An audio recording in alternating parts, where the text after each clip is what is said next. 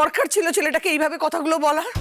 এমনি ছেলেটার মাথা গরম হয়ে রয়েছে, কি বলতে কি বলে ফেলবে মেয়েটাকে এখন। যা বলবে বেশ করবে। ওই মেয়েটা শিক্ষা হওয়াটা খুব দরকার। কিন্তু কম্পাস মিথ্যে বলার মেয়ে নয়। ও যেভাবে মাকে ভালোবাসে, মা ওকে যেভাবে সাপোর্ট করে, ও এতটা বোকা নয় যে মাকে সবার সামনে ওর ছোট করবে। কাকিমণি, আমার মনে হয় কম্পাসের এই কথা ঘুরিয়ে দেওয়ার পেছনে নিশ্চয়ই কোনো একটা কারণ আছে। ঋতু আর কম্পাসের ভালোবাসা দেখে আমি ভেবেছিলাম কম্পাস বিয়ানের বিয়েটা দিয়ে আমি ভুল করেছি, কিন্তু না, আসলে তো তা নয়। আমার চাল সাকসেসফুল। এবার ঋতুর সংসারে আসল ভাঙন ধরেছে।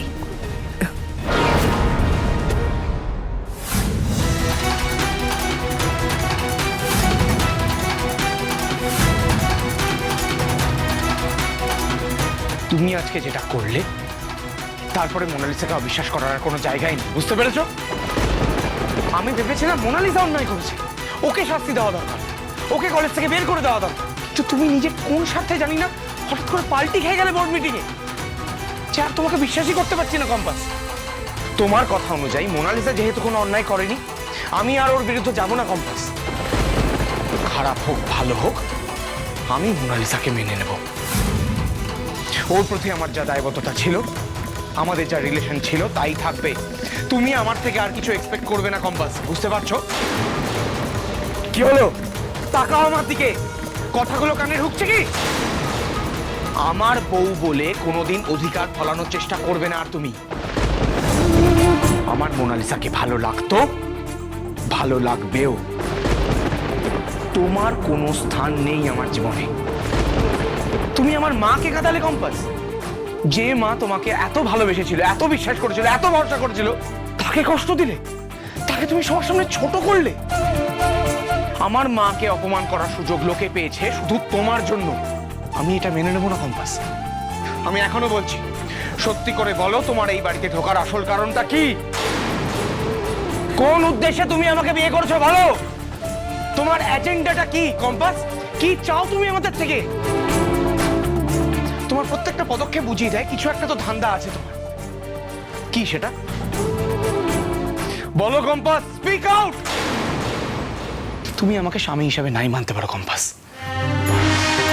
আমিও তোমাকে স্ত্রী হিসেবে মানি না, কিন্তু তোমার এই বাড়িতে থাকার কি উদ্দেশ্য সেটা আমি জেনেই ছাড়বো। আজকের ঘটনাটা চোখে আঙুল দিয়ে দেখিয়ে দিল যে তুমি যাই করছো নিজের স্বার্থের জন্য করছো, আর সেই স্বার্থ সিদ্ধির জন্য তুমি লাস্ট মোমেন্টে কথাটা ঘুরিয়ে দিলে, মোনালিসাকে সেভ করলে, নিজের ঘাড়ে দোষটা নিয়ে নিলে, তাই নয় কি? ঠিক আছে, তুমি উত্তর দেবে না? আমিও মোনালিসার সাথে মেলামেশা বন্ধ করব না। আমাদের যেমন রিলেশনশিপ ছিল তেমনই থাকবে। থ্যাংক ইউ সো মাচ বিহান। আমি শুধু এটাই জানতে এসেছিলাম, বিশ্বাস করো।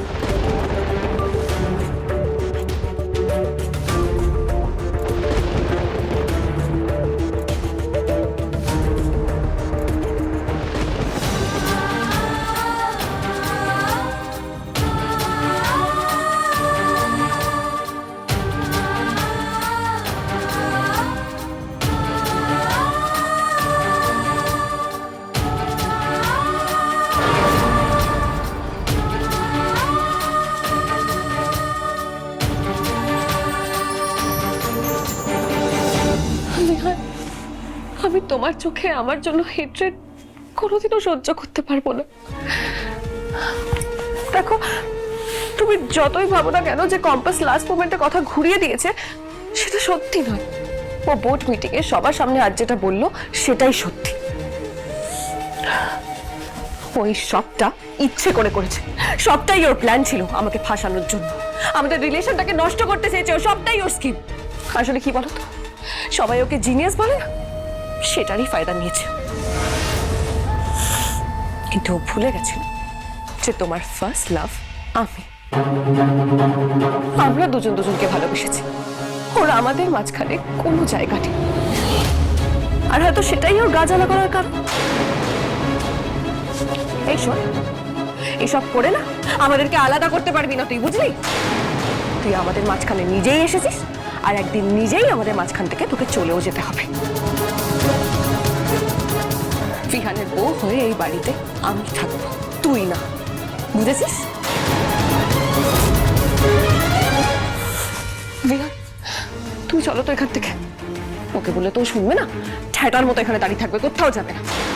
টক্সিক মেয়ে কোথাকার, পুরো বাড়ির পরিবেশটাকে নষ্ট করছে। ডিসকাস্টিং। চলো তো, চলো আমার সাথে এসো।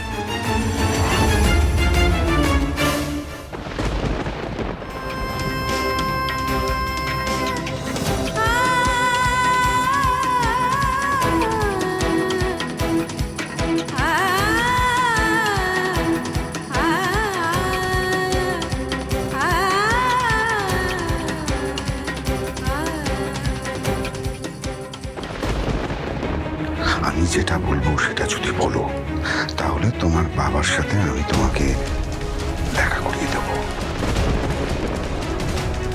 একটা কথা মনে রাখবে, মোনালিসা এই কলেজেই পড়বে। তোমার অভিযোগের ভিত্তিতে ওকে যদি কলেজ থেকে রাস্টিকেট করা হয়, তাহলে তুমি কোনোদিনও তোমার বাবাকে দেখতে পাবে না।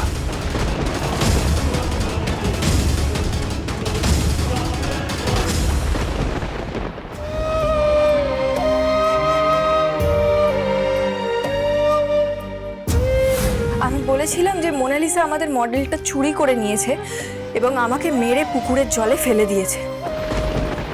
আসলে ওই দিন আমি আসলে সবটাই মিথ্যে কথা বলেছিলাম।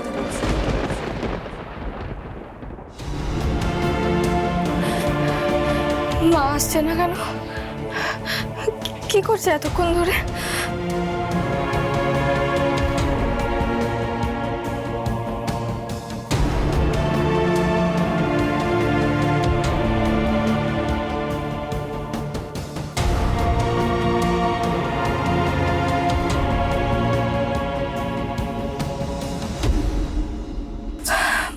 মা কি তাহলে আসবে না?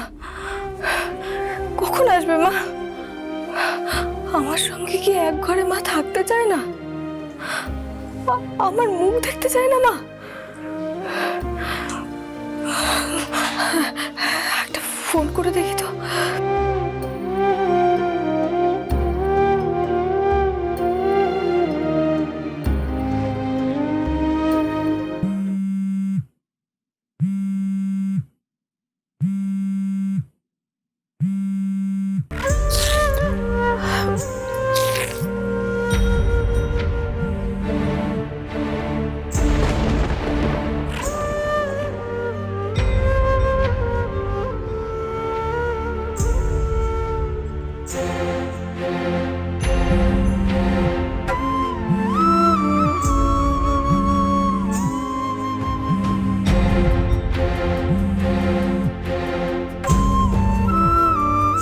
জেম্মা,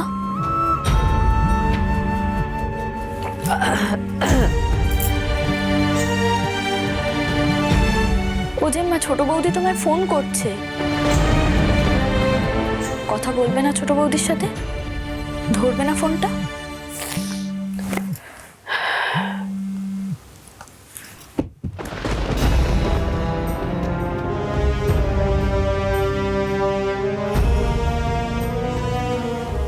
আমার খোঁজ করলে বলবি আমি শুয়ে পড়েছি, আমার যেন বিরক্ত না করে।